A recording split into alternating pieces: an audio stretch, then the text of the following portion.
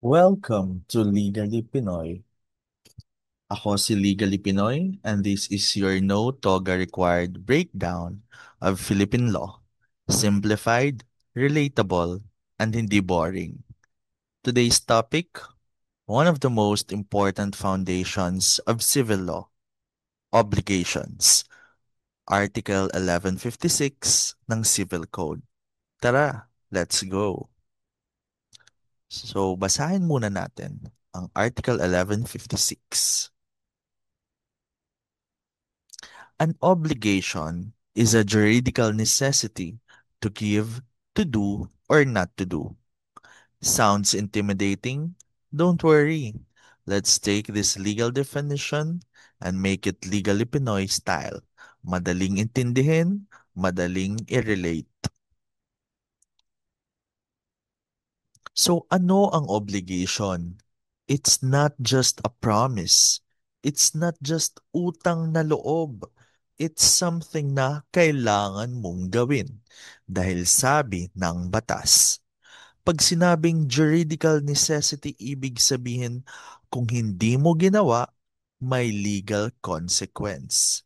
Pwedeng makasuhan, pwedeng bayaran, pwedeng panagutan. So, gumamit tayo ng mga sample scenarios para mas madaling maintindihan. To give, pinahiram ka ng 1,000 pesos. Obligasyon mong ibalik yan. To do, nag-sign ka ng kontrata na mag-host ng event. Obligasyon mong mag-perform. Not to do, pinangakuan mong di mo ikakalat ang sikreto. Obligasyon mong huwag gawin. Kung di mo ginawa, pwede kang habulin ng batas.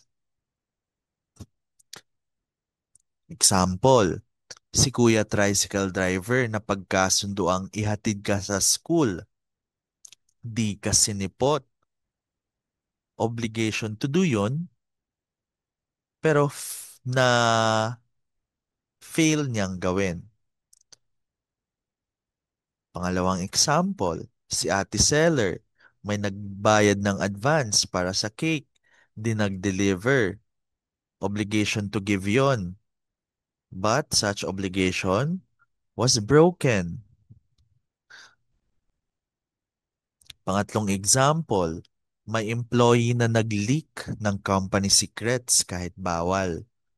Obligation not to do yon and na-violate siya.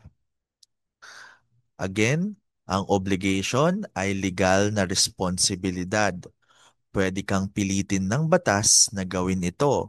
May tatlong klase nito. Obligation to give, to do, and not to do.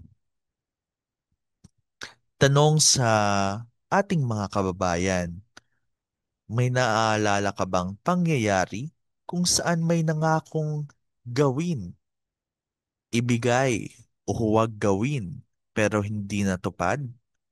Kwento mo naman sa comments.